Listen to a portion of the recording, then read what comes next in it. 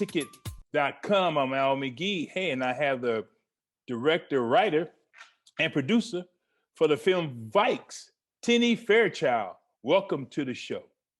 Thank you, Al. Glad to be here.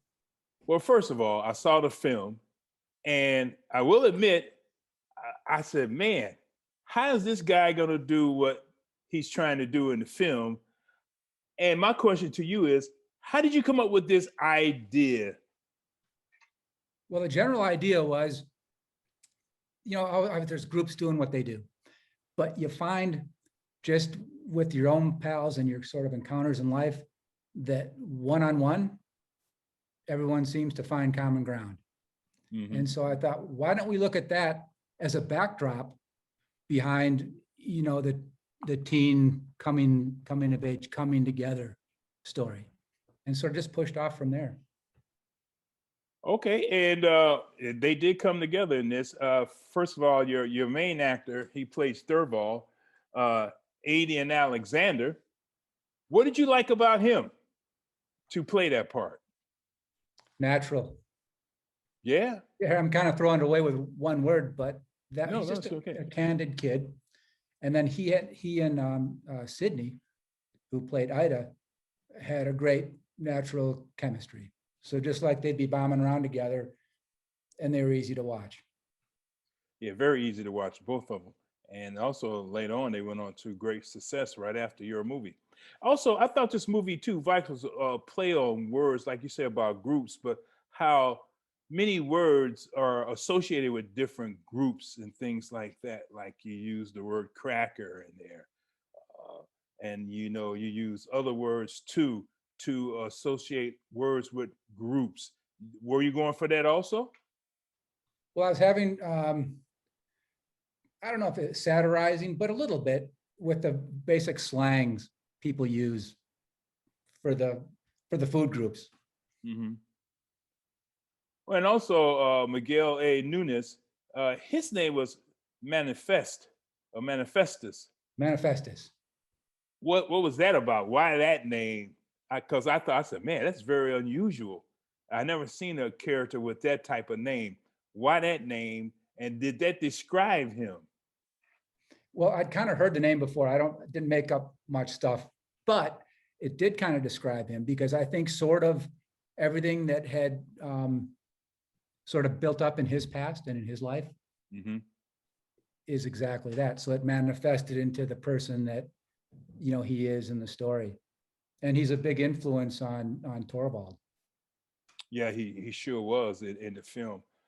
Now, also here you're talking about the Norwegian community in this school, Scandinavian community in this film. Why did you choose Norwegians? Are you part Norwegian? People like that? Why? I have a little bit of it, but not enough to be a student of it. I'm a mutt. I'm a balanced diet.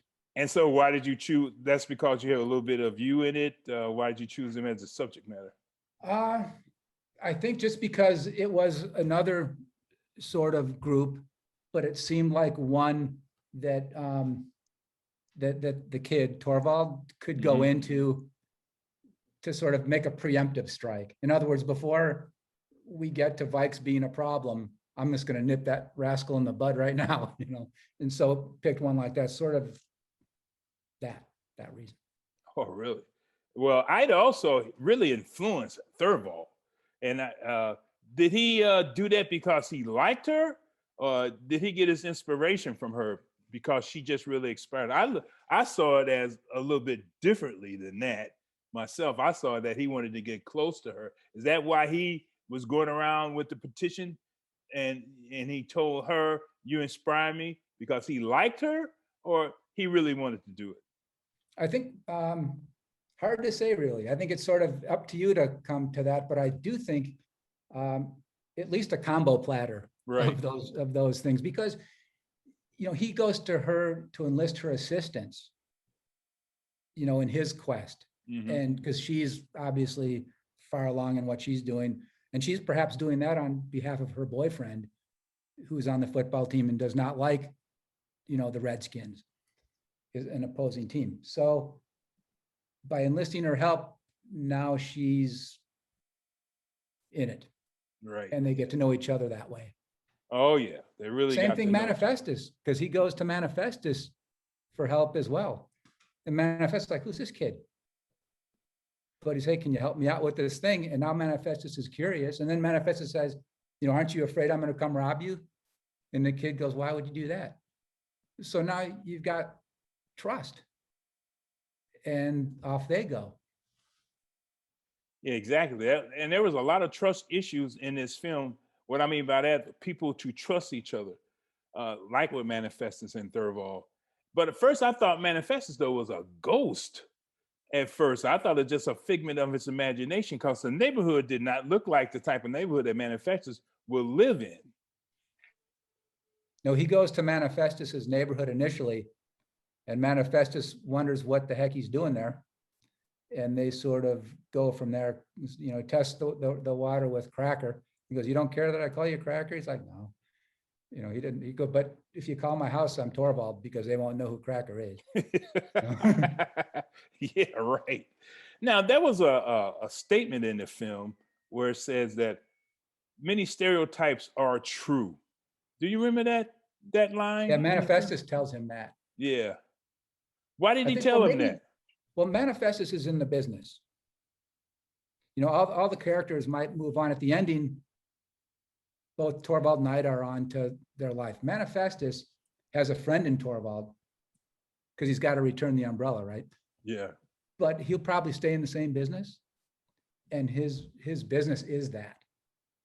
And so he points that out to Torvald along the way of helping him out.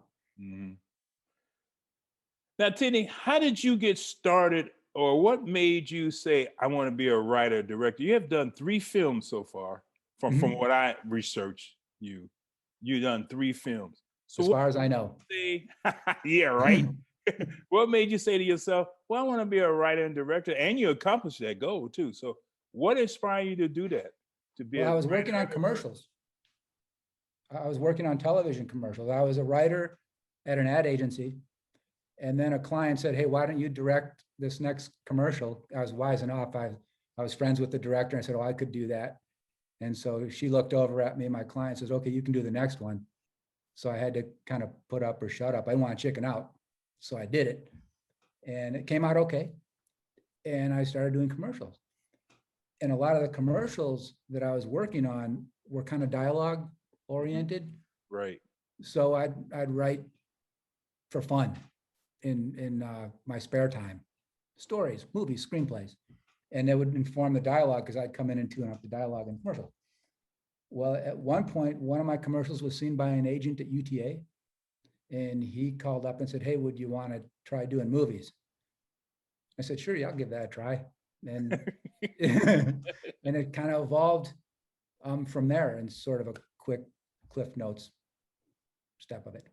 Wow, that's very good. And the guy from UTA really enjoyed your commercial.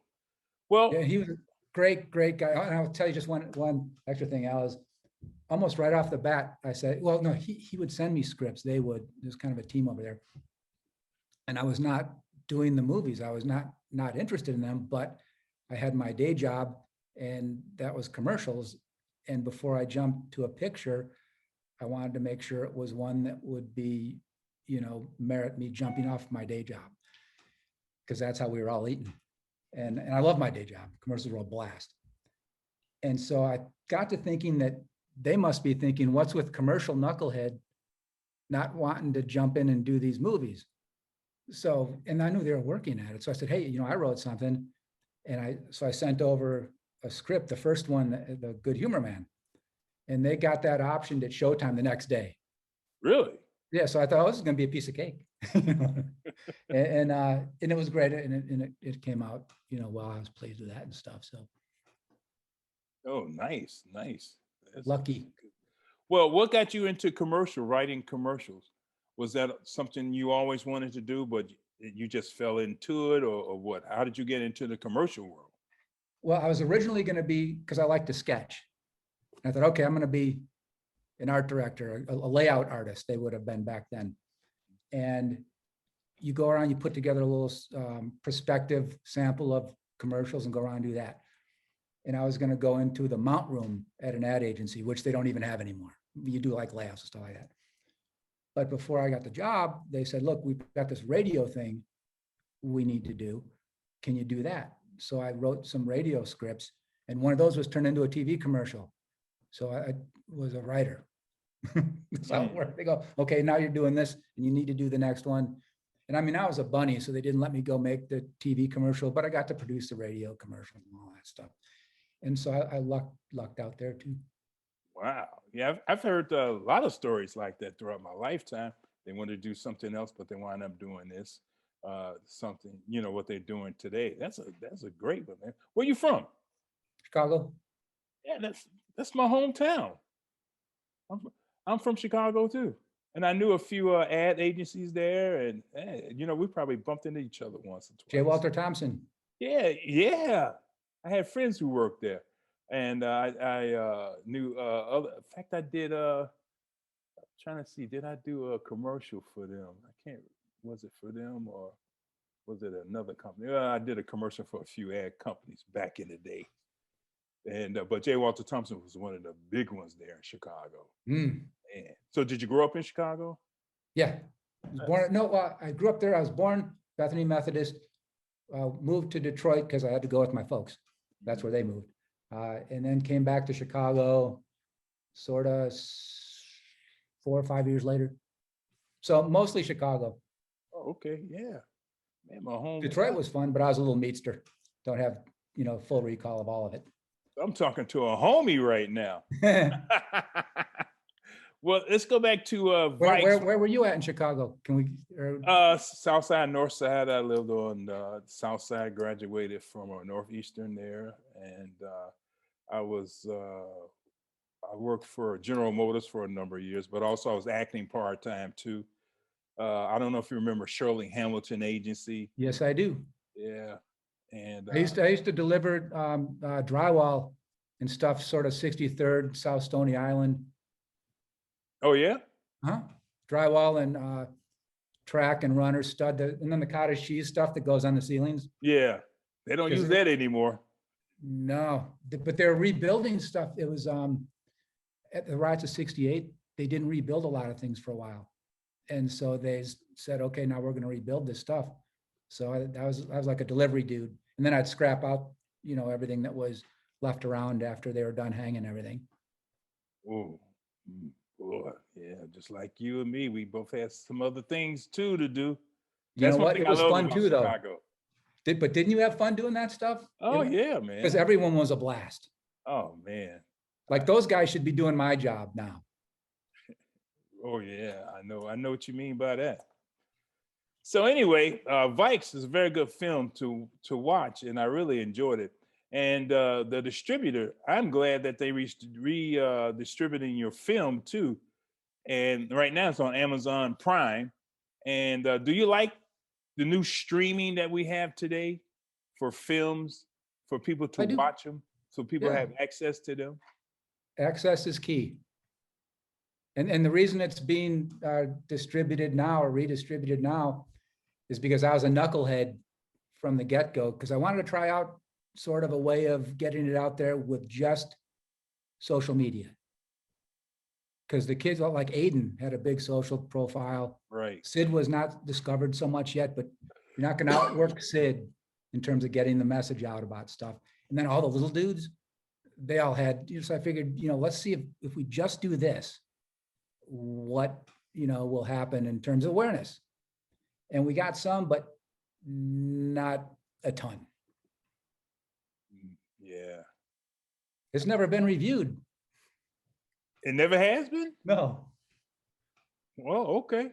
Well, so it's kind of a new movie. Yeah, it is. Oh, it is a brand new movie. And like I said, it's very easy to watch, but also you'll like the characters in it. And that's one thing I really enjoyed about it. And I like your writing and the way you directed it also.